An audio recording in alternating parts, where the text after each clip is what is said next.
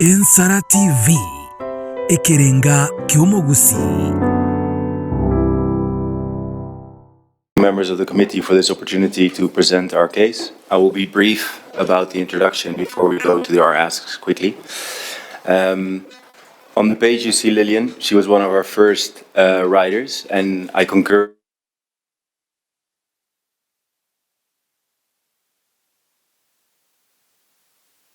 Sorry. I couldn't bring everything, but the battery.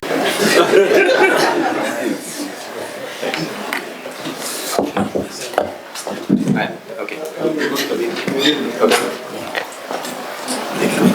You go.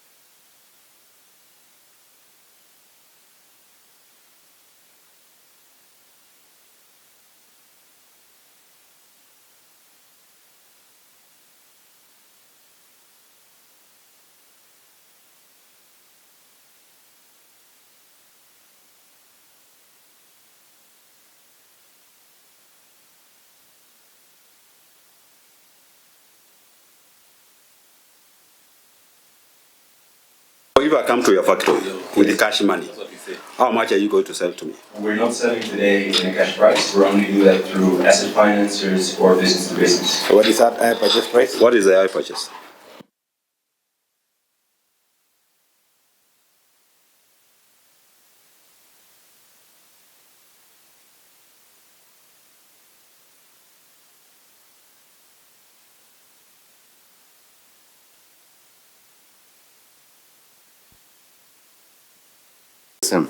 So we actually don't finance ourselves, and that's because there's complexity in financing.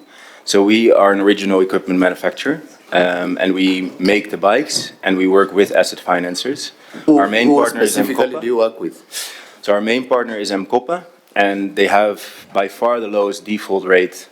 And one of the benefits of having an electric motorcycle is that you can connect it and you can trace it, so you can work with customers. So what M-Coppa does, for example, is if someone doesn't pay for a day, they don't repossess, but they work with the customer to try and find out why someone didn't pay, and then they try to get someone back on paying. Because if the productive asset is taken away, then someone also doesn't have an opportunity to earn.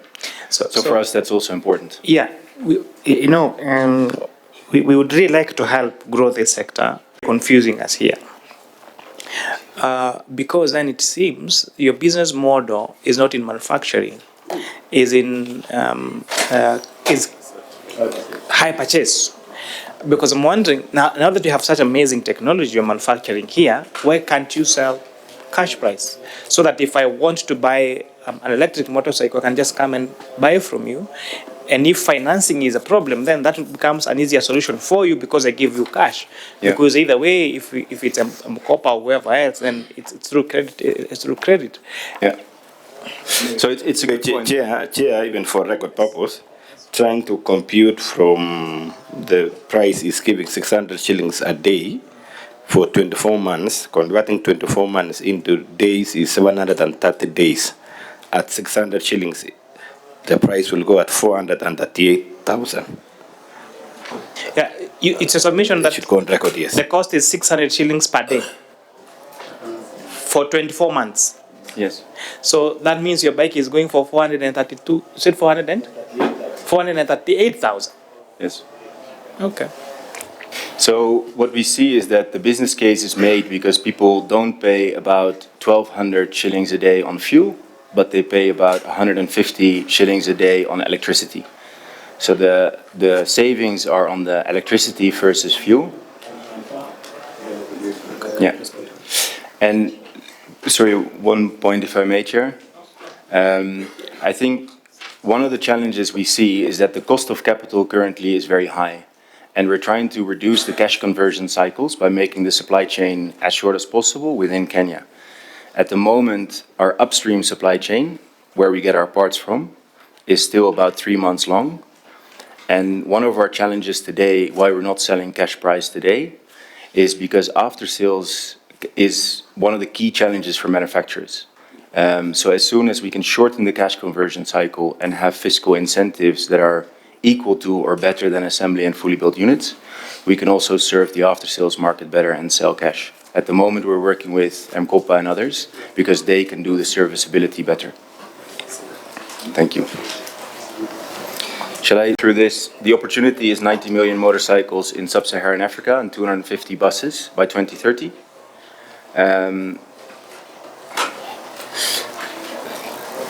This I've talked about. One of the key things, and I think this is really important to notice, is we're most proud of the people that work in Rome. And Esther unfortunately recently left us, but she learned about electric mobility early on and then started as an apprentice at Rome about 3.5 years ago. And she now has a job at Tesla. And I think this is one of the cases what we see that local manufacturing can do is provide a career to Kenyan people, and that's one of the things that's key for us, is to provide good jobs within Kenya and retain those jobs in Kenya and not work for China, work for India, and work for foreign entities. And we also see people coming back. Rawlings has come back to us, so we see an exchange both ways. Because of time, this is an important point as well. We see 4 different points. So you import of fully built units, which retains a very low value within Kenya. Assembly has 2 different angles. A semi-knockdown kit only takes off the wheels and the steering wheel, so it adds very little value within Kenya. And then CKD, which adds more value, but it's currently unregulated because the legal notices don't apply for electric vehicles. So CKD for electric vehicles is currently unregulated, which creates ambiguity. OEM is currently not an entity, and that's also why we pay more taxes, because it isn't in law today. So that's why we advocate to put this in law. This is concerning the more jobs. I'll skip through that quickly. This is around the benefits. I'll also skip through that. I think those are clear. This is about the HS codes, which is critical, but Andrew will go into that in our asks. And these are some of the pictures of our engineers, our tooling that we have in-house, and the parts that you saw. One of the key things I want to emphasize as well, often we hear that fully built units are needed to import for critical mass. And if we look at India, we see that initially there was quality issues, battery fires, because of import of fully built units, because of less incentives to build value in the country. They started localization in 2019, and within 3 years there was critical mass, only from local value. And then 2 years later, there was the first public offering at a $5 billion valuation. And this is our dream, to create a unicorn for electric vehicles from Kenya, serving sub-Saharan Africa. And we think we can do that within a short time frame without having import of fully built units to create critical mass, but relying on our local value. This is about how we paid more taxes, and I'll quickly walk through it. So there's 4 columns: fully built units, SKDs, CKDs, and OEM. And then on the left side of each of the categories is what was the financial bill in 2023, 2024. And on the right side is what we propose for 2024, 2025. And if you look at OEM on the right, we paid 41% tax because we couldn't apply for the VAT because of being an OEM. We paid 2% excise, and we actually paid an average of 17% import duty. And that's because the HS codes that we bring in all the different parts under or do them locally don't allow us to get the benefits that were assigned last year. And we do see that these benefits have had great result of an uptake. I'm sure everyone has seen the motorcycles, the electric motorcycles on the road. What we're asking for is a much lower rate for fully built units than in other countries. In the US, it's 100%. In India, it's 85%. Difference between fully built units and local manufacturing. Now we ask for a 57% difference by retaining full taxation on fully built units because it adds 0 value in the country.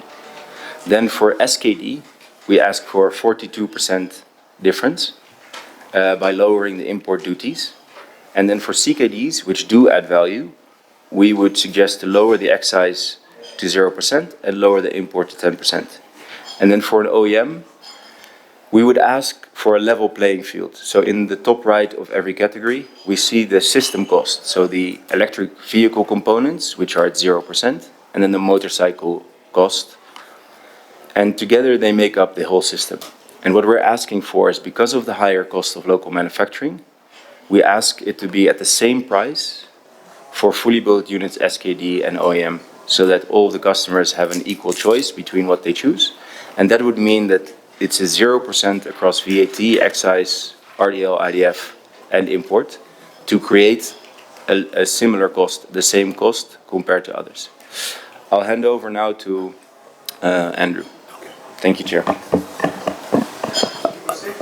Through the chair, before I go to our ask, it's important to point out why our bike's price is slightly higher than having imported it, either as a fully built unit or an assembly kit. And the reason for the higher price, and I'm glad you asked about the price. If you go to M-KOPA today, M-KOPA are our main partners when it comes to selling of the bikes, because most of our customers are boda riders, and we realize that they want the asset financing, and us being the OEM, we produce the bikes and sell it through M-KOPA. So at M-KOPA, you're able to pay a down payment and pay gradual payments for the lifetime that you have the bike, be it 1.5 years, 2 years. So that's why it's slightly higher on our side, because it's fully built here, not imported from China, where labor cost is slightly lower. So if you look at the cost that we incur in terms of the last column on the right, where is OEM, in last year's Finance Act, which gave 0 rating for electric motorcycles, unfortunately we could not benefit from that. So the people who benefited from VAT exemption are for the HS code of 871160, which is for a fully built motorcycle. But you see, for us, we import the parts and build here. So for us, we still had to pay the VAT. So you realize it's actually cheaper to import it than to build it here. So the reason for us being here today is, yes, we had some wins last year for VAT exemptions, but we didn't fall within that category who enjoyed those exemptions. I hope that is clear.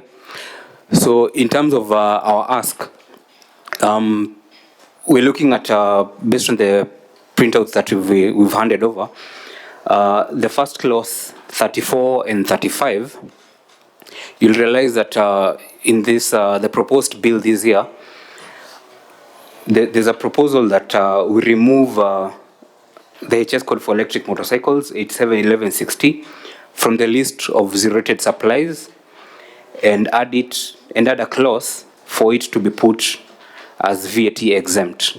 So for the end user, it's a win in that they won't pay VAT. But for us as the manufacturers, we'll still have to pay VAT on our parts. But moving it from zero rated to exempt means we can't claim the input VAT. So our request for this one is for us to be able to enjoy the exemption is to seek for a broader definition of the HS codes, to have a HS code for a motorcycle in CKD, as is happening in other places in the world.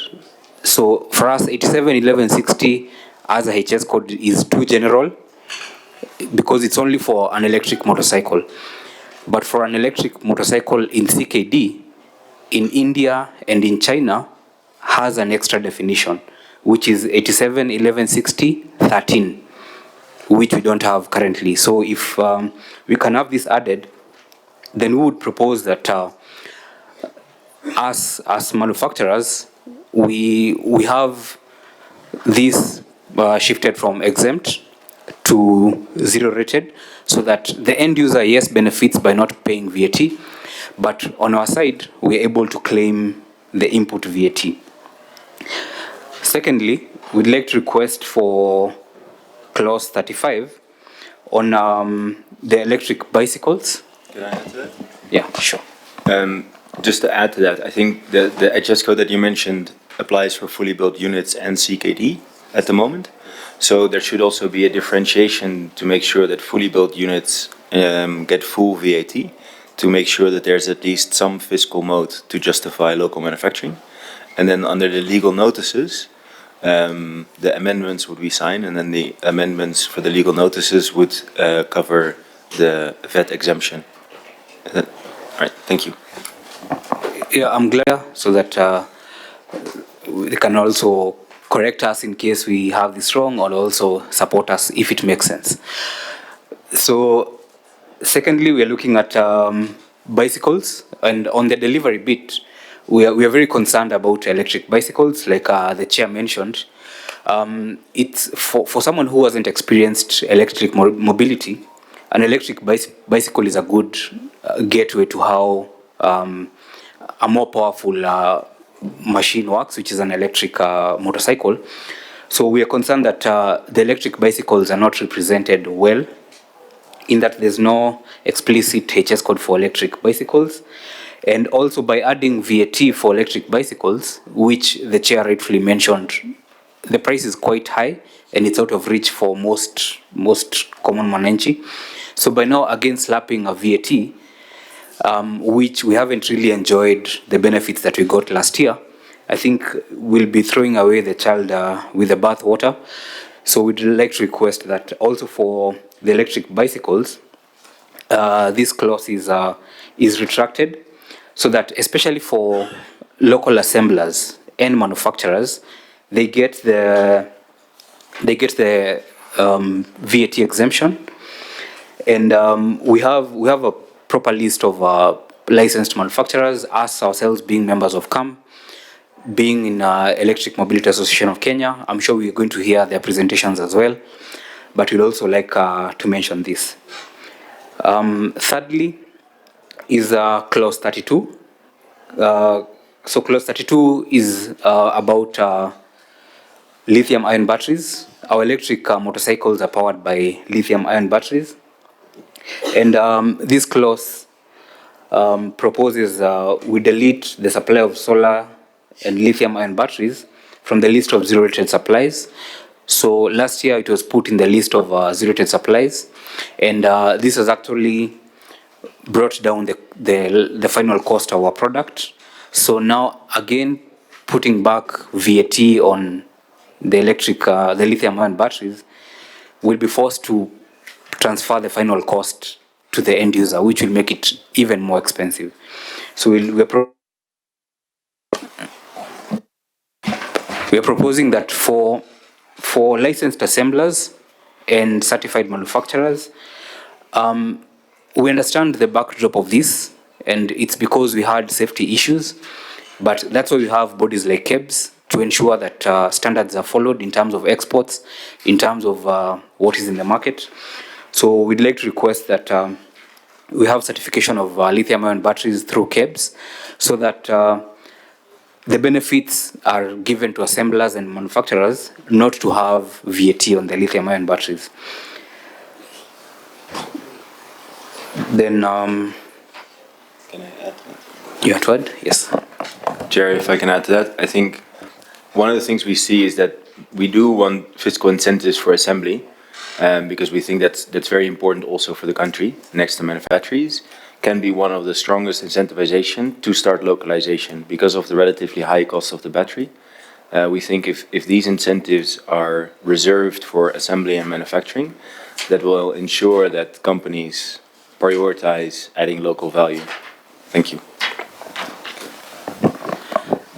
So yeah, the fourth request is on our levels. We started by importing fully built buses, then did SKD, that is a semi-knockdown kit, and currently we are doing our bus assembly at KVM, Thika, which is a CKD.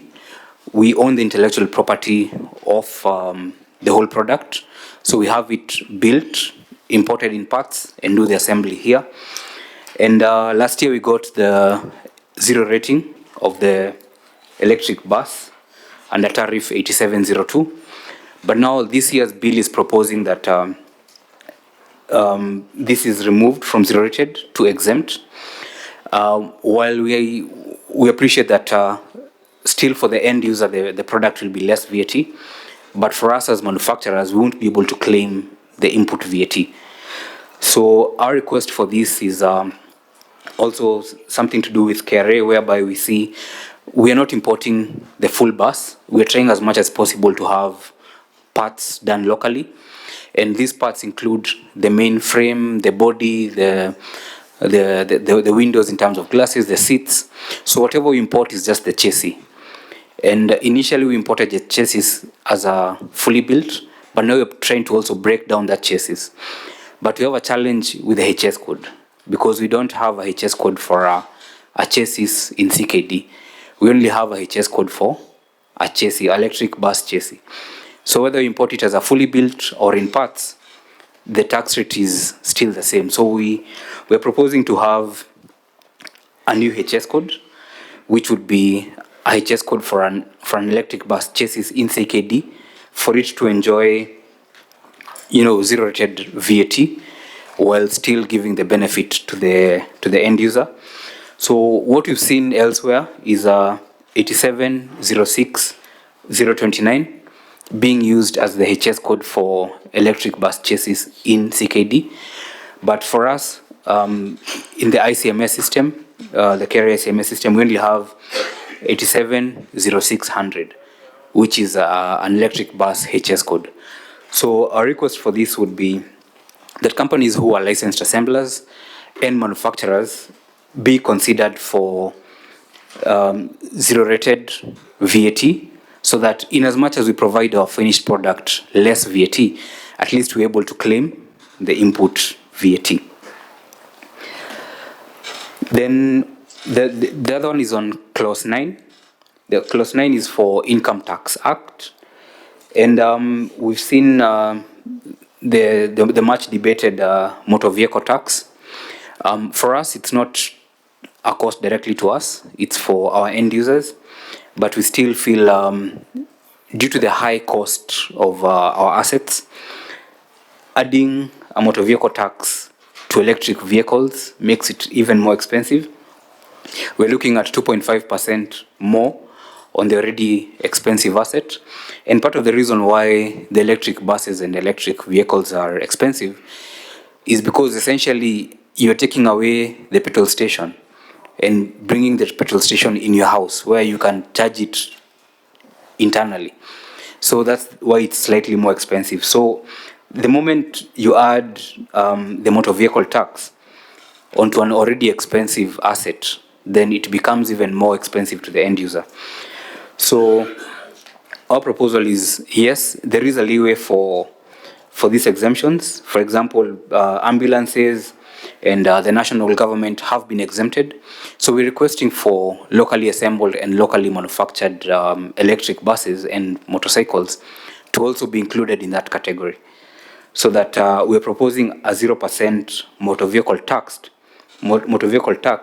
for locally assembled motorcycles and buses.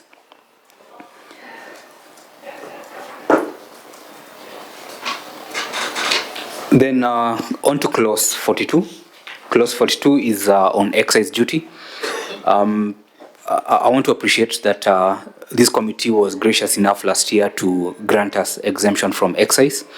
And the wins were humongous for us because if you look at the adoption has been higher.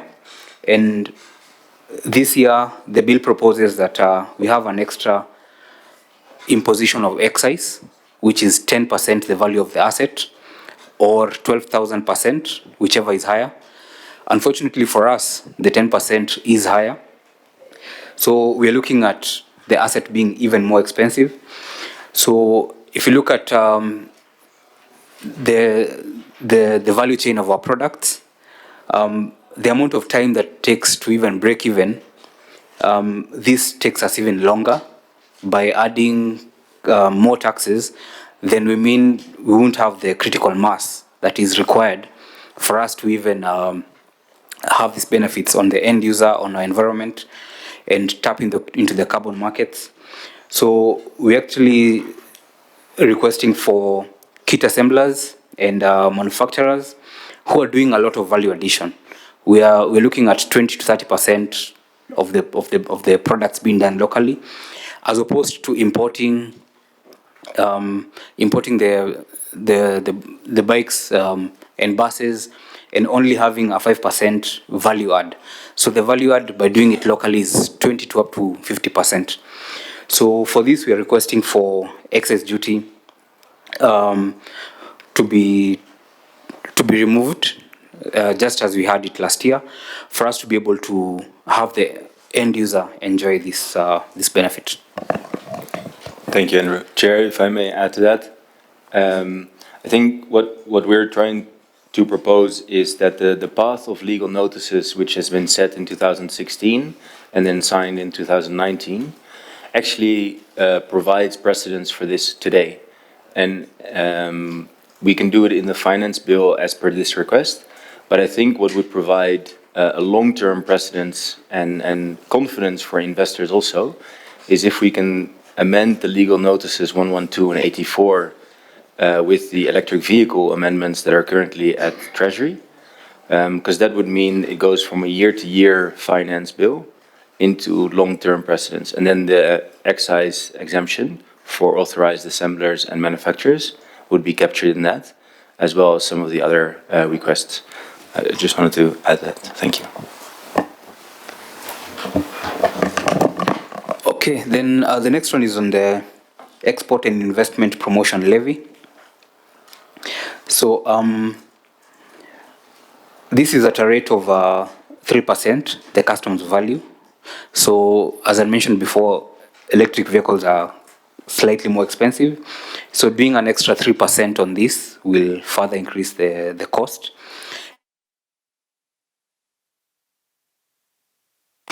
What we're looking at is, one, the jobs, two, people who are making money from our assets. In as much as it's more expensive, the cost saving from service cost, fuel cost on the Boda Boda rider means that a Boda Boda rider who has a petrol bike compared to a Boda Boda rider who has an electric bike, the one with the electric bike actually saves more.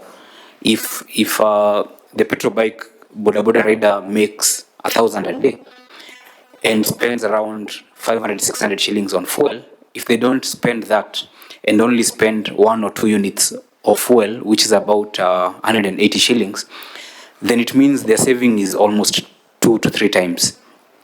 So in terms of the investment and the environment levy cost, then it means for the end user is going to suffer. If they're paying more for the asset, they'll pay even more.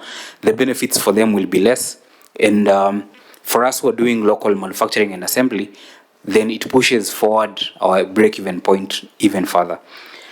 So on this one, what we're requesting is that we delete electric vehicles which are locally assembled and locally manufactured, and we have very specific HS codes for these ones. So we're requesting that they be deleted from incurring this extra tax.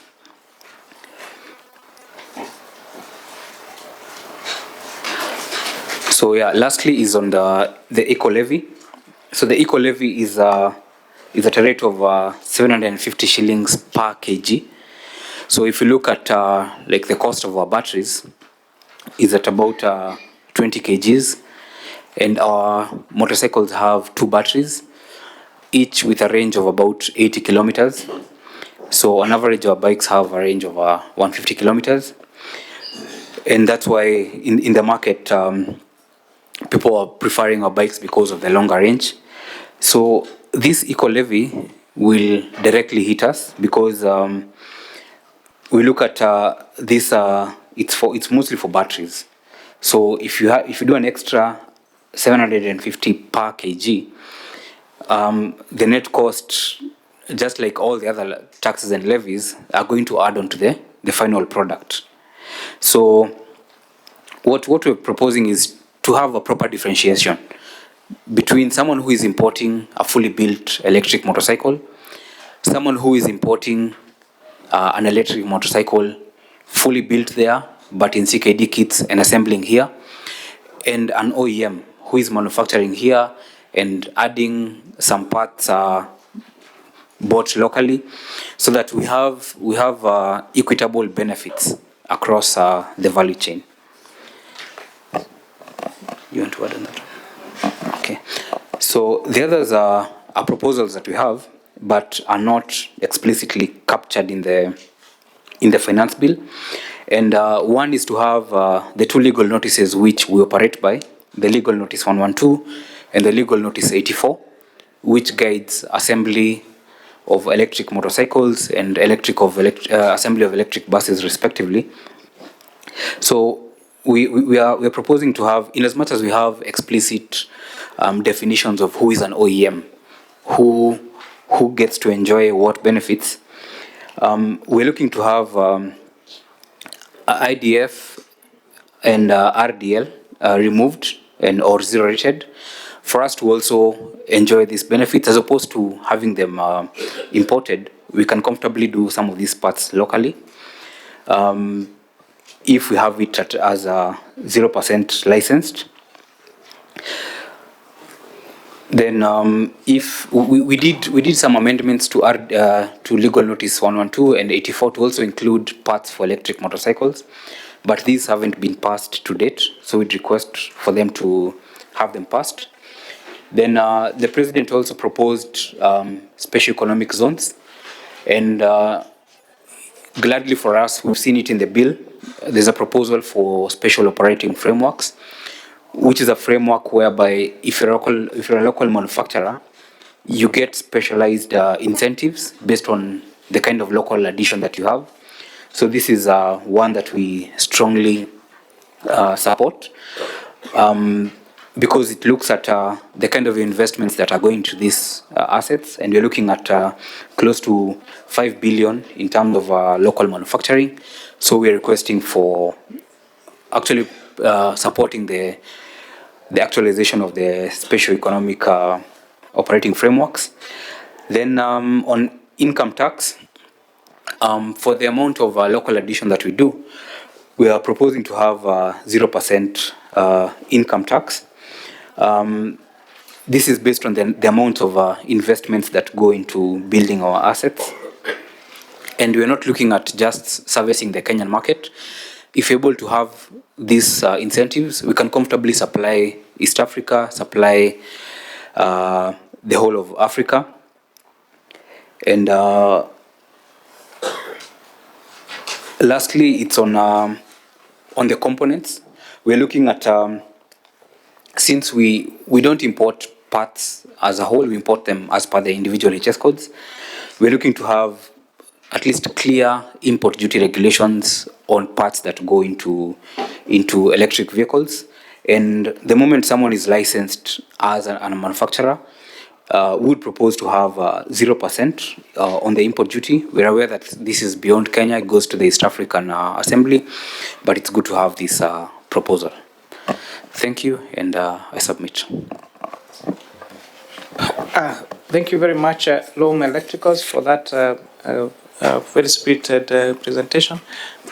Maybe to Mugore, KRA requesting for that they present that to EAC next year for the chassis. You write to KRA? To the National Treasury and copy us. Oh, you write to the National Treasury, then copy KRA to request that HS code be provided so that they can make that application through to EAC. So thank you very much. You've made, again, a very spirited presentation. And I think you should also have added how this aligns with the national tax policy, you know. However, I would really like to challenge your business model, because even if we would extend this this benefit to yourselves, you are not certain, or we are not certain, or maybe you need to demonstrate to us, if we extended these policy guidelines to yourselves and that reduced your costs, will this be seen to be transferred to the users? Because we do not have direct offtake. You rely on asset financing institutions now to advance this to the consumers. And maybe number two, for your electric buses, do you also, are they available for, can you just go and buy, or again, do you have to go through an asset financing entity? And then when you charge your electric motorcycle, you say the cost is like 120 shillings, but how long does that give you in terms of, you know, kilometers? Yes. Are there other questions from members? Honorable Boni?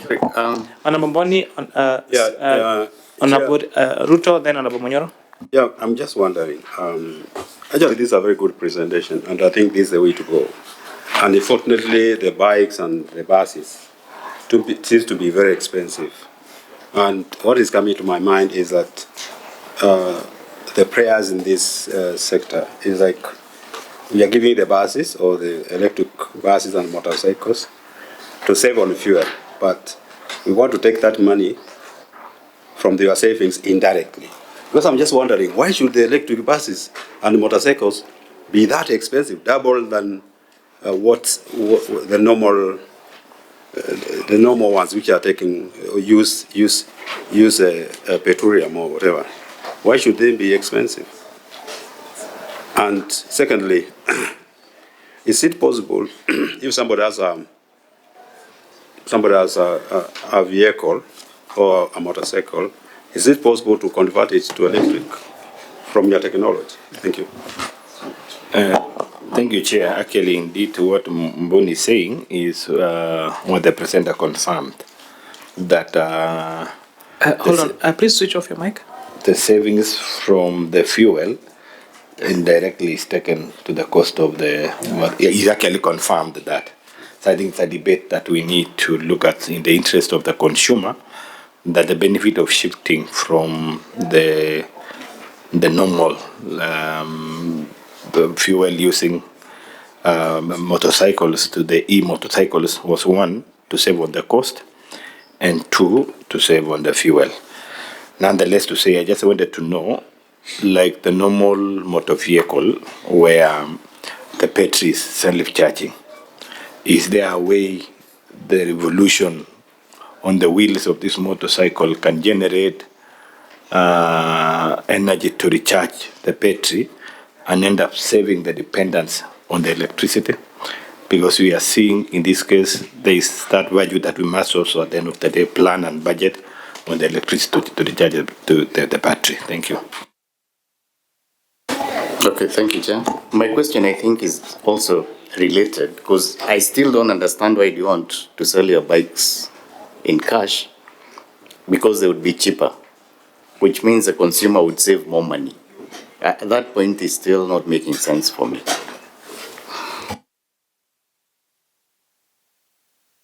Why do they have to produce for what? M-Copper. Why do you have to produce for M-Copper? Why can't you also produce for the market? What relationship do you have with M-Copper? Because you realize here, the essence of taking these items from exempt to, or from VAT to zero rate, is we are spending around 392 billion shillings every year on tax expenditures. So when we zero rate this local manufacturing of electric bikes and all that, we are actually extending money to yourselves. We are actually spending taxpayers' money. And so we would wish that we would see the impact of that in the market. But if then we're extending that to yourselves and you're only manufacturing for M-Copper to sell through asset financing, then we're actually using taxpayers' money to finance a private business. And that's why we are concerned that these products that we have extended a preferential tax regime to, the benefit is not going to Kenyans. The benefit is going to another different company. And maybe then lastly, what was your prices before Finance Act of 2024 compared to after? When we zero-rated the manufacturing of electric bicycles and bikes and buses. Maybe you can give us a price comparative. And please, you may switch off the projector now.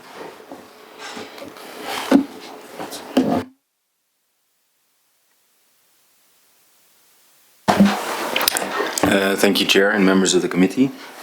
So I'll take the questions one by one, and I wanted to start with the alignment on His Excellency President Ruto and the national vision. We were grateful to join on the US state visit and to hear His Excellency state to remove all taxes for companies who locally manufacture the first 100,000 vehicles in Kenya.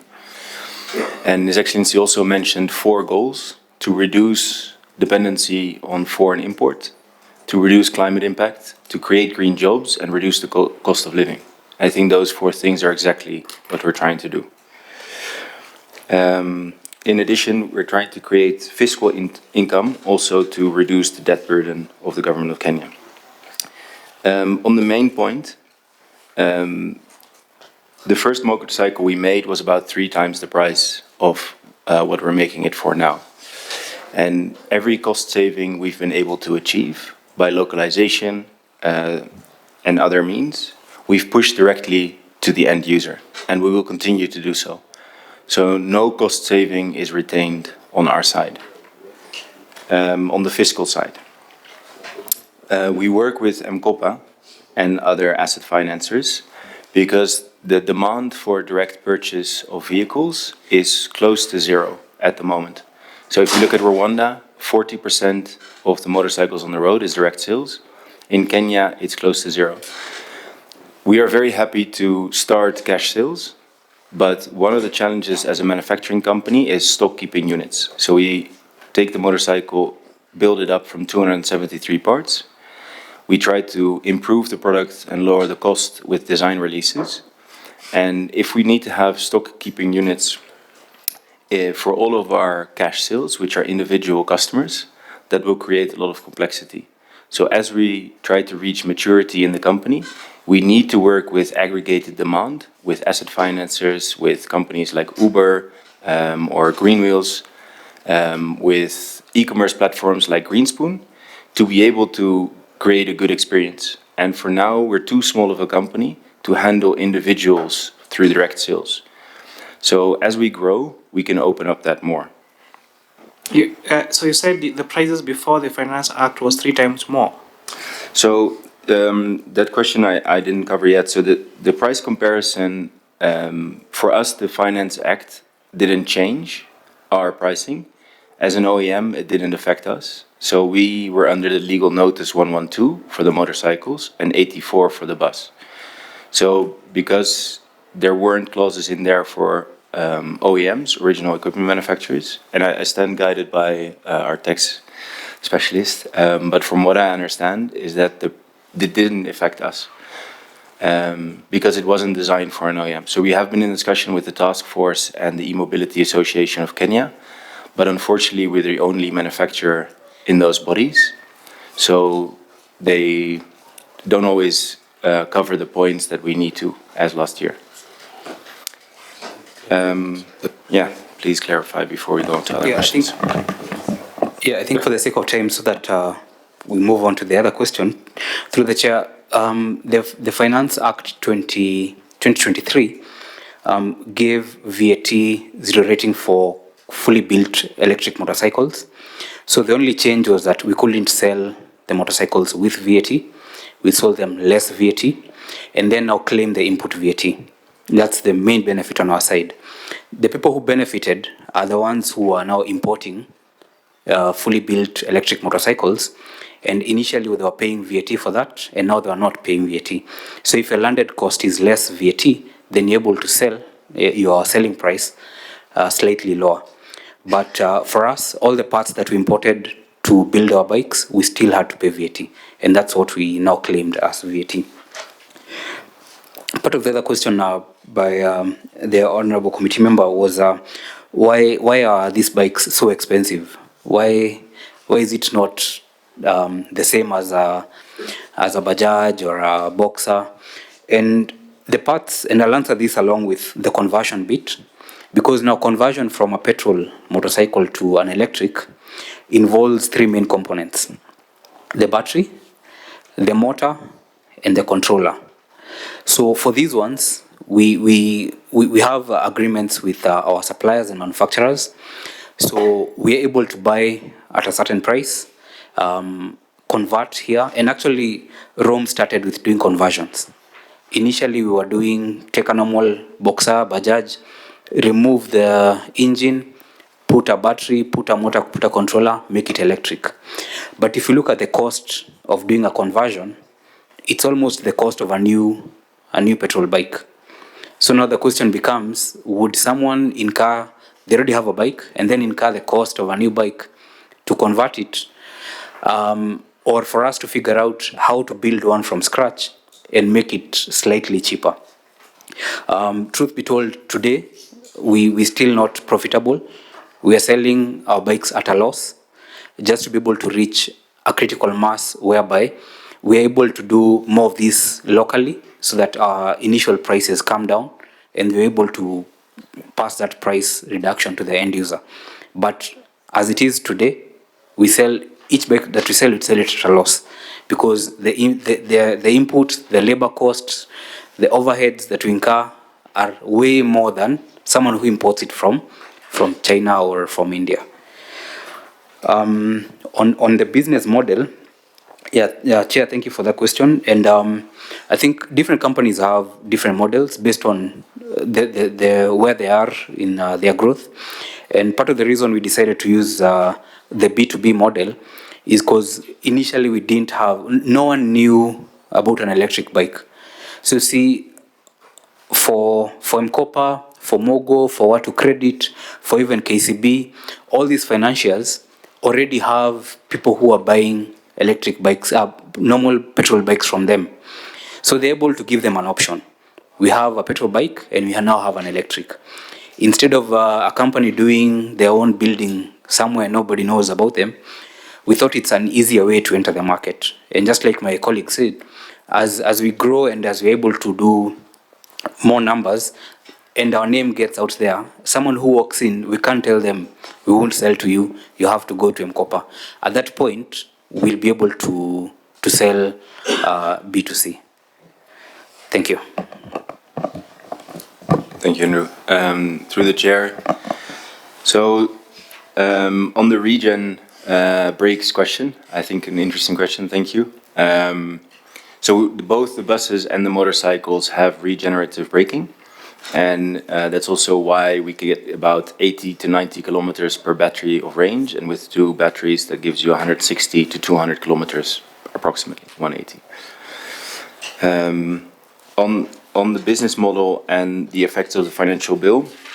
So as Andrew explained, the VAT output did change. So we sold at a lower price because we couldn't charge VAT.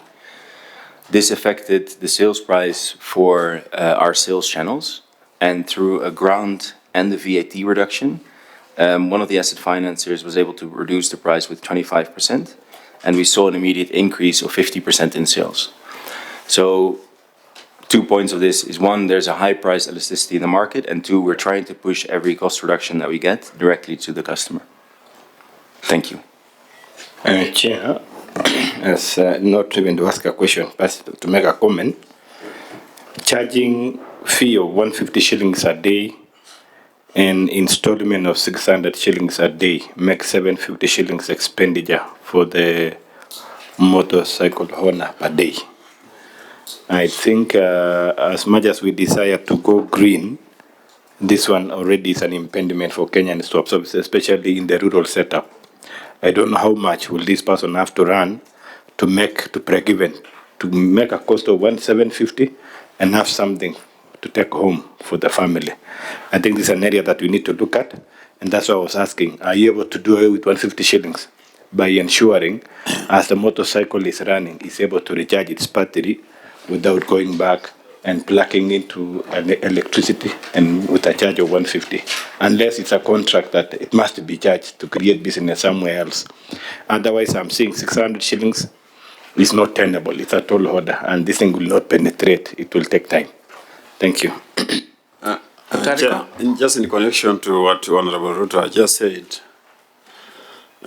look at the areas where these motorcycles operate, like areas like part of the north of Kenya, where you cannot access a place or a power to charge these batteries. Which kind of infrastructure are you, charging infrastructure, are you putting in place so that your product can be viable to their customers? Thank you. Thank you for those questions. Thank you, Chair, through the Chair. A response, and also coming back to one of the earlier questions from the Honourable Member of the Committee. The buses can be bought cash. We do have framework agreements with KCB, NCBA and Co-op Bank, but SACCOs and schools can buy the buses directly. To be sure, the motorcycles can also be bought directly, but that's not happening at the moment today. So in comparison, the 600 shillings plus 150 shillings for electricity come to 750 shillings a day. And what we see with electric vehicles is that the mindset change is that you carry the fuel station in the asset. So as opposed to fueling and paying for that, the battery is almost the fuel that you carry with it, and you just have to pay a little bit extra to top it up. So as an ICE operator for fossil fuel bikes, you pay about 450 daily for your financing cost, and then about 1,000 shillings on fuel, assuming a 30 kilometer per liter efficiency, which is the average. So you pay about 1,400, 1,450 a day, as opposed to 750 a day for the average motor rider. On the question on charging infrastructure, one of the reasons why we provide an inverter is that you actually don't need charging infrastructure. So we can deploy before we have charging infrastructure and be quite costly in areas that we don't serve. So at the moment, we don't actively promote the use of our vehicles in other regions, but we don't actually need charging infrastructure. And what an important point is that for battery swapping models, you need about 3 batteries per user in the system. And for our model, you need 1.2 battery per user. And you don't need charging infrastructure for all different players because we're interoperable. So 2 other players are currently charging at our Roam hubs because we do have public charging infrastructure to accommodate those people who want to charge in public during the day. So we see about 60% of our users currently charges only at home, and about 40% uses a mix of home charging and public charging. And our worry is that in a closed architecture model, where you only can charge at public charging stations, at charging infrastructure, and not at home, that is a very high cost. If you need 3 batteries per user, that cost will be pushed to the end user. So that's also why we see that the cost of other models today is higher. Do you want to add to that? So arid areas or areas with no electricity, we try to provide a complete solution. We have solar panels and energy systems where in case somewhere doesn't have electricity, we can provide that. We sell them along with our assets. Secondly, we have the swap stations. If you look at most of the Total petrol stations, you'll see a blue container somewhere written Roam. So for our riders, instead of, if you can charge at home in the evening, or in the course of your day, through one of our apps, which you saw on the screen. So when someone buys electric motorcycles, they have access to our app. So the app shows you where the next charger is based on where you are. So use the model for like gas. Instead of when the gas runs out, you take the cylinder, pay, and then take a complete one. So we have a similar model. Your nearest Total petrol station, it will show you on the app where it is. You just ride in, pay for the charge, pick a new battery, and just swap the one that you have, and you drive off. That takes about 1-2 minutes. Now, in areas where there's strictly no electricity, yes, where there's no electricity, we provide that as well, although it's slowly getting there, whereby we have the solar panel solution, we have the inverter, we have the batteries, and you can actually install that and make money from that swapping model. There is some kind of that business may be applicable in some areas, as I said earlier, because the only solution to that is recharging system of that particular motorbike. Otherwise, you want to introduce another business of selling solars to the same motorcycle. Why don't you come up an innovative way of introducing recharging system of the same batteries? No, unfortunately, not lead acid batteries. So in the motor vehicle, the inverter is the one that charges the battery as it runs. So the lithium-ion battery, you can't charge it like that. And we even tried having solar panels on top, but the amount of charge you have for that is very little. So we're still doing R&D and innovation, but at the moment the battery is not rechargeable as it runs. Yeah. Are you manufacturing the batteries? Are you importing, or you getting from local manufacturers? Thank you for the question, Chair. If I may return to the previous question, because I don't fully understand the question. So we do have regenerative braking, so that provides the recharge while you run, but because of first principles in physics, we can't get 100% recharge because you need energy to move. So I'm not sure what the question is. Okay, answer the next one then first. Yes. Sorry, I forgot the question. Maybe you can respond. So no, we buy the batteries. We don't assemble them here. We buy the batteries from our suppliers and manufacturers. And yes, the regenerative braking is there, and that means every time the rider presses the brake, then that reverse energy also charges the battery. But it's a very small increment on the charge on the battery. So what you're asking is if you're able to charge it while it runs, like the car. No, that one is not able on the lithium-ion battery.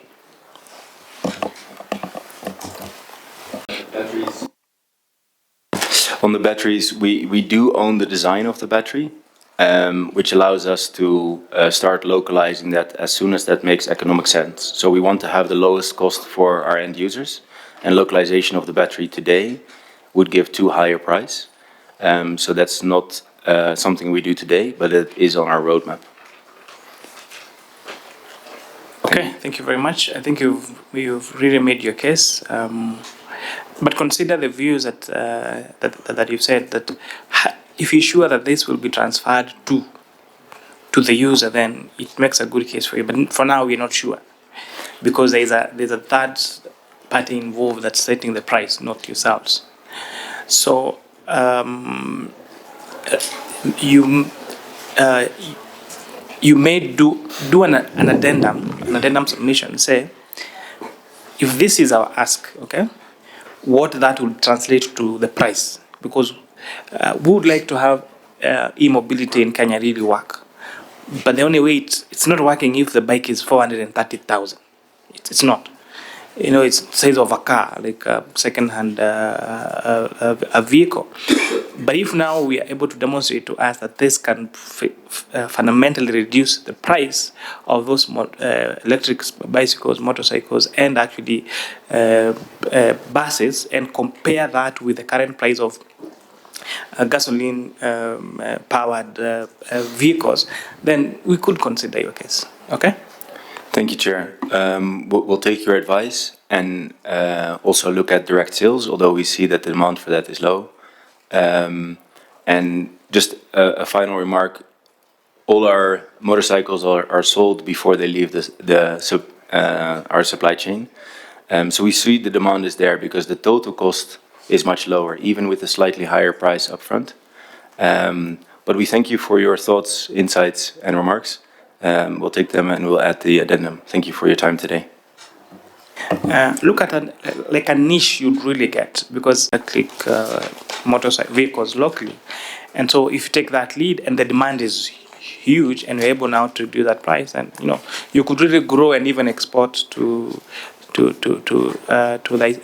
ESC countries, because I think we are so far leading in e-mobility in Africa. So there is a huge opportunity across that. So if you can demonstrate to us the price effect, then we'll consider extending these benefits to yourselves. Thank you, Chair. And just want to add that in fiscal incentive, that would be detrimental for the local ecosystem, so we would lose that lead. Thank you.